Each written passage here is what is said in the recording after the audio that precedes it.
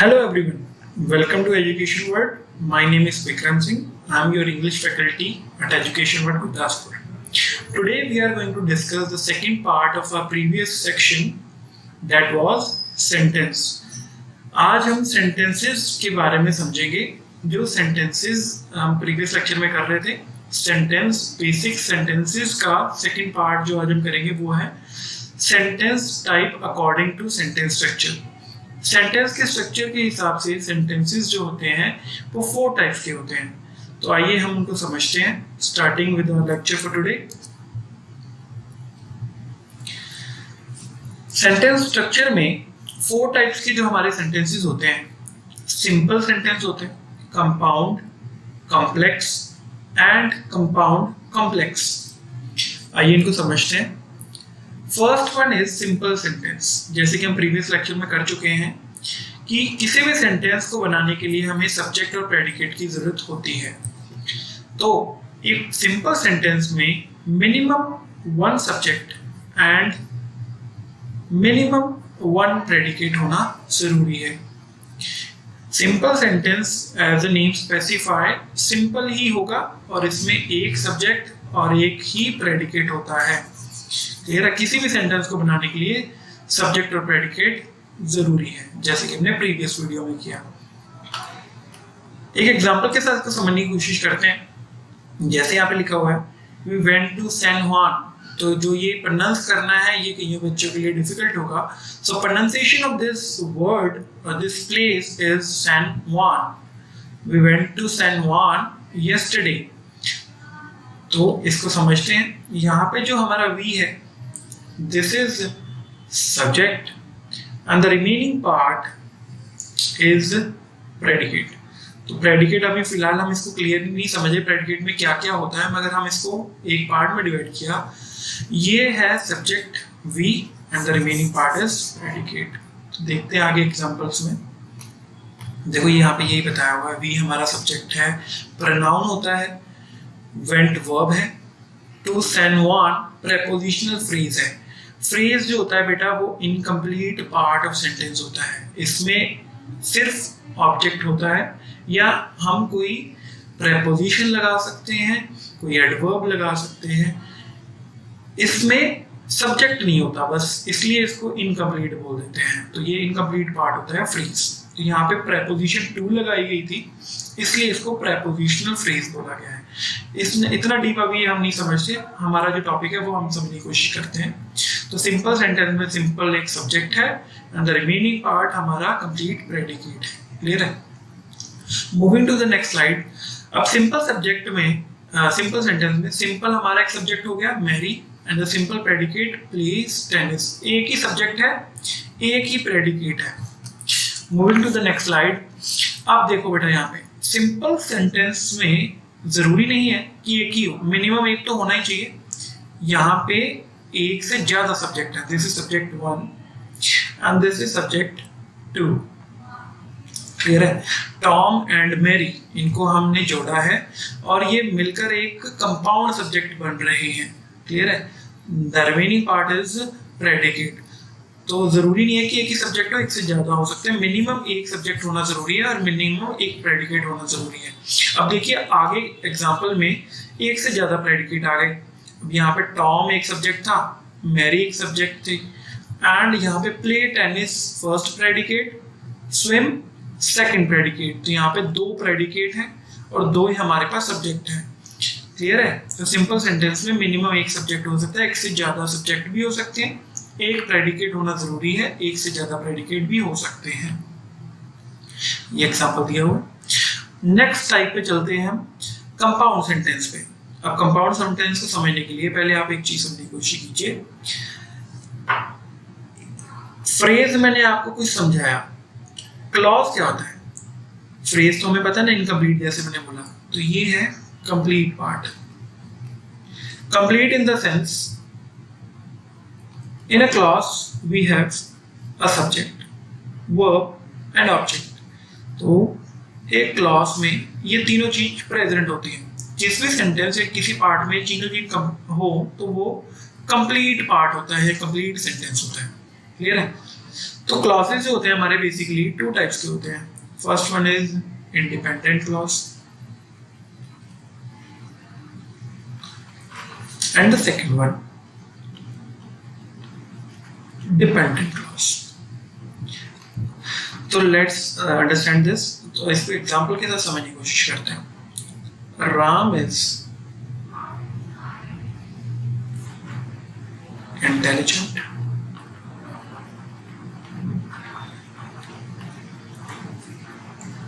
and he learns very fast. Clear? So what is this? अगर इसको divide करें तो what is the subject in the first part? इसको दो parts में डिवाइड करके देखते हैं. हमारा राम सब्जेक्ट है, this is subject and the remaining part is predicate. Subject है, verb है and this is, अगर इसको बोले तो ये है तो वैसे adjective, मगर ये सारा पार्ट जो है हमारा आ जाएगा predicate में. तो subject predicate है और ये सेंटेंस पूरा कंप्लीट है. कंप्लीट सेंटेंस और इसको समझने के लिए क्या हमें इसको पढ़ने की जरूरत पड़ेगी? राम इज इंटेलिजेंट, तो ये अपने आप में कंप्लीट है, इसको समझने की जरूरत नहीं पड़ती.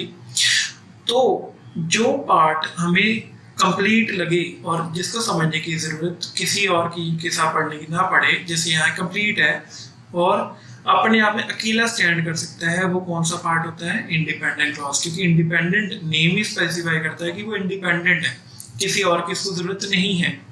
तो ये पार्ट अकेला है, इसको किसी की जरूरत नहीं पड़ेगी, तो ये इंडिपेंडेंट है, इसको हम आसानी से समझ सकते हैं. अब इसको दूसरे को समझने की कोशिश करते हैं. He learns very fast. तो ये हमारा सब्जेक्ट है. He learns very fast. तो who learns very fast? Question यहाँ पे ये राइज हो गया. Who learns very fast? तो he को समझने के लिए हमें ये वाला पार्ट पढ़ना पड़ा. ठीक है? तो he कौन है यहाँ पे? राम है. अगर हम राम का कैसे पता लगा? इसको पढ़ने से. ठीक है? तो ये वाला जो पार्ट अकेला स्टैंड नहीं कर सकता, ये किसी पे डिपेंडेंट है. तो ये कौन सा क्लॉज हो गया? Dependent clause. तो ये तो कहानी थी इंडिपेंडेंट क्लॉज की और डिपेंडेंट क्लॉज की. क्लियर है? So moving to the next sentence type. Compound sentences में has more than one part that can stand alone. जैसे मैंने अभी बताया, वो पार्ट जो अकेला स्टैंड कर सकता है वो इंडिपेंडेंट क्लॉज होता है. तो यहाँ पे मोर देन वन इंडिपेंडेंट क्लॉज होते हैं, यानी इंडिपेंडेंट क्लॉज 1 होगा, इंडिपेंडेंट क्लॉज 2 होगा एंड सो ऑन. कितने भी इंडिपेंडेंट क्लॉज हो सकते हैं. अब जो ये प्लस का साइन है, जो प्लस का साइन है, वो क्लॉसेस को ज्वाइन करने के लिए हम यूज जो पार्ट करते हैं उनको हम बोलते हैं कोऑर्डिनेटिंग कंजंक्शन. कोऑर्डिनेटिंग कंजंक्शन जो होते हैं वो इंडिपेंडेंट क्लॉसेस को ज्वाइन करते हैं. Only independent clauses. Clear? Example के साथ समझने की कोशिश करते हैं. We went to San Juan and most of us danced all night. तो इसको समझते हैं, डिवाइड करते हैं पार्ट्स में. अगर मैं इसको दो क्लॉसेस में डिवाइड करूं तो this is clause 1 and this is clause 2. Clear? Clause 1 clause 2, इतनी बात तो क्लियर है. अब इसको समझते हैं. We went to San Juan, तो वी कौन है यहाँ पे? स्पेसिफाइड नहीं, कोई पर्सन है. क्लियर है? तो ये अकेला स्टैंड कर सकता है. Independent clause, this is subject here and the remaining part is predicate. Clear? तो ये इंडिपेंडेंट क्लॉज 1 हो गया and this is independent clause 2. सो यहाँ पे हमने इसको ज्वाइन करने के लिए ये कंजंक्शन को यूज किया, वो है एंड. और जो कंजंक्शन दो इंडिपेंडेंट क्लॉज को ज्वाइन करती है उसको हम बोलते हैं coordinating conjunction. Clear? In coordinating conjunction we use comma also. तो इसको पीरियड बोलते हैं. क्लियर है? तो कंपाउंड सेंटेंसेस में we use coordinating conjunction. So moving to the next type, that is compound sentence. So in compound sentence we use coordinating conjunction जो already हमने पढ़ा. तो सब्जेक्ट 1 और प्रेडिकेट 1 और कंजंक्शन के साथ ज्वाइन किया सब्जेक्ट 2 प्रेडिकेट 2 को. ये एग्जांपल के साथ दिया हुआ है. Tom swims and Mary plays tennis. तो येलो पार्ट हमारे सब्जेक्ट है, ऑरेंज पार्ट हमारे प्रेडिकेट है. कंपाउंड सेंटेंसेस में हम कुछ कोऑर्डिनेटिंग कंजंक्शन जो यूज करते हैं वो ये यहाँ पे लिखे हुए हैं, फॉर हो गया, एंड, नॉर, बट, और, येट एंड सो, ये हमारे कोऑर्डिनेटिंग कंजंक्शंस होते हैं। क्लियर है? कंपाउंड सेंटेंसेस के बाद यहाँ पे देखो ये चीज लिखी हुई है, we use comma before and in compound sentence. जो कंपाउंड सेंटेंसेस होते हैं, कंपाउंड सेंटेंस में जो कोऑर्डिनेटिंग कंजंक्शन होते हैं ना, उनके पहले के केसेस में यहाँ पे कॉमा लगाया होता है। क्लियर है? कंपाउंड सेंटेंसेस में एक चीज और गौर करने वाली है कि कंपाउंड सेंटेंसेस में कई बार हम एडवर्ब्स भी यूज कर देते हैं। एडवर्ब्स जो यहाँ पे दिए हुए हैं, मोरओवर, हाउएवर, अदरवाइज, देयरफॉर, तो ये कुछ एडवर्ब्स हैं। इनको भी जब हम किसी कंपाउंड सेंटेंस में यूज करते हैं तो एज अ कंजंक्शन यूज कर सकते हैं। एग्जांपल के साथ समझने की कोशिश करते हैं। देखो यहाँ पे लिखा हुआ है, Bob is handsome, more over he is rich. तो मोर ओवर ने क्या किया, इस क्लॉज के साथ जुड़ा है, ज्वाइन किया है, और कंजंक्शन यही करते हैं। और मोर ओवर बेसिकली हमारा कौन सा पार्ट ऑफ स्पीच है, कौन सा वर्ड होता है, एडवर्ब होता है। तो एडवर्ब ने जब कंजंक्शन का काम किया तो वो दो पार्ट्स को ज्वाइन कर रहा है, तो यहाँ पे कंजंक्टिव एडवर्ब बन जाएगा। क्लियर है? तो कंपाउंड सेंटेंस में कोऑर्डिनेटिंग कंजंक्शन भी यूज होते हैं और कंजंक्टिव एडवर्ब भी यूज होते हैं। नेक्स्ट जो हमारी टाइप है उसकी तरफ हम चलते हैं। In a complex sentence we have at least two parts. तो टू पार्ट्स है, one that can stand alone, जो स्टैंड अलोन मतलब अकेला हो सकता है, that is independent clause, and another one that can not, तो वो होगा हमारा डिपेंडेंट क्लॉज। क्लियर है? तो इसमें एक इंडिपेंडेंट क्लॉज हो सकता है और एक से ज्यादा डिपेंडेंट क्लॉज हो सकते हैं। क्लियर है? DC1 that is dependent clause 1, dependent clause 2, तो मिनिमम एक इंडिपेंडेंट क्लॉज होना इसमें जरूरी है। तो इनको जो हम ज्वाइन करते हैं, कॉम्प्लेक्स सेंटेंस को जो कंजंक्शन ज्वाइन करते हैं उनको हम बोलते हैं सबऑर्डिनेटिंग कंजंक्शन। यहाँ पे लिखा हुआ है, the part that can not stand alone is linked to the rest of the sentence by a subordinating conjunction. Clear है? एग्जांपल के साथ समझते हैं। Since my friend and I wanted to have fun, we went to San Juan yesterday. तो इसको समझते हैं, two parts में मैं डिवाइड करता हूँ। This is part 1 and this is part 2. इसको मैं clause 1 लिख लेता हूँ and this is clause 2. तो इसको समझते हैं। और यहाँ पे देखो ये कंजंक्शन एक यहाँ पे and लगा है and we have used comma here. तो this is clause 1, this is clause 2. इसको समझते हैं। My friend and I wanted to have fun. तो यहाँ पे जो हमारा सब्जेक्ट है my friend and I है, और सेकेंड पार्ट में हमारा सब्जेक्ट क्या है, we. तो इसको समझते हैं कौन सा इंडिपेंडेंट क्लॉज है और डिपेंडेंट क्लॉज कौन सा है। अगर मैं इसको पढ़ता हूँ तो ये बात तो क्लियर है कि हमारा सब्जेक्ट क्या है, my friend and I wanted to have fun, और ये अकेला सेंटेंस अंडरस्टैंड हम कर सकते हैं। This is independent clause. Second part को समझते हैं, we went to San Juan yesterday. तो we कौन है, we के लिए क्वेश्चन अराइज हो गया। तो ये जब भी क्वेश्चन अराइज हो सब्जेक्ट के लिए तो हमें इसको समझने की पढ़ने की जरूरत पड़ रही है। तो ये डिपेंडेंट क्लॉज हो गया। क्लियर है? इंडिपेंडेंट क्लॉज क्या होता है और डिपेंडेंट क्लॉज क्या होता है, समझ में आया? यहाँ पे एक चीज और देखने वाली है, यहाँ पे हमने एक सेंस को यूज किया। अब जो कंजंक्शन इंडिपेंडेंट क्लॉज को डिपेंडेंट क्लॉज के साथ ज्वाइन करते हैं उनको हम बोल देते हैं सब ऑर्डिनेटिंग कंजंक्शन। ठीक है? कोऑर्डिनेटिंग हमने पढ़ लिया था, तो ये सब ऑर्डिनेटिंग कंजंक्शन होते हैं। क्लियर है? Subordinating conjunction independent clause को डिपेंडेंट क्लॉज के साथ ज्वाइन करते हैं। Clear? So moving to the next slide. यही यहाँ पे दिया हुआ है, since is subordinating conjunction, this is independent clause and this is dependent clause. Complex sentence में अगेन हमारे एक से ज्यादा सब्जेक्ट और एक से ज्यादा प्रेडिकेट हो सकते हैं। यहाँ पे subject 1, subject 2, predicate 1, predicate 2, and we have used subordinating conjunction even though. Example, Bob is friendly and even though he is shy. तो ये independent clause है, this is dependent clause. ठीक है? Subordinating conjunctions जो होते हैं हम complex sentence में कौन कौन से यूज कर सकते हैं, कुछ यहाँ पे examples में दिए हुए हैं, after, although, as, because, before, how, if, once, since, then, that, though, till, until, when, where, whether and why। ये कुछ एग्जांपल्स हैं सबऑर्डिनेटिंग कंजंक्शन के जिनके साथ हम इंडिपेंडेंट क्लॉज को डिपेंडेंट क्लॉज में यूज करते हैं, यानी कि ये कॉम्प्लेक्स सेंटेंस में यूज होते हैं।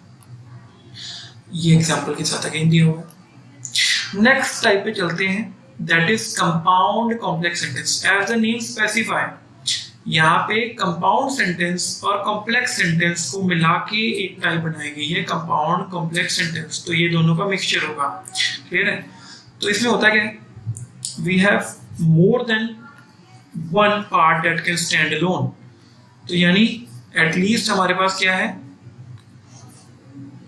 एक इंडिपेंडेंट क्लॉज होगा ही होगा, at least one, plus at least one dependent clause होगा। यानी एक से ज्यादा हो सकते हैं इंडिपेंडेंट क्लॉजेस और एक से ज्यादा हो सकते हैं डिपेंडेंट क्लॉजेस, ठीक है। जैसे पिछले पार्ट्स में हमने पढ़ा, कॉम्प्लेक्स में जैसे हमने पढ़ा कि सिर्फ एक इंडिपेंडेंट क्लॉज होता था, ज्यादा डिपेंडेंट क्लॉज होते थे। इसमें एक से ज्यादा इंडिपेंडेंट क्लॉज होते हैं और एक से ज्यादा ही डिपेंडेंट क्लॉज होते हैं, यानी IC2 भी हो सकता है, DC2 भी हो सकता है, IC3 एंड सो ऑन, वैसे DC3 एंड सो ऑन। तो इनको भी कंजंक्शंस के साथ हम ज्वाइन करते हैं, ठीक है। आइए एग्जांपल्स के साथ इनको समझने की कोशिश करते हैं। यहाँ पे लिखा हुआ है, इसको डिवाइड करते हैं पहले क्लॉसेस में। This is first clause,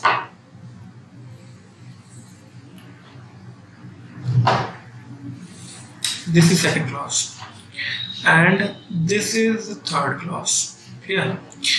so इसको ज्वाइन किया गया है कंजंक्शन के साथ, वो कंजंक्शन भी हम कर लेते हैं, सर्कल।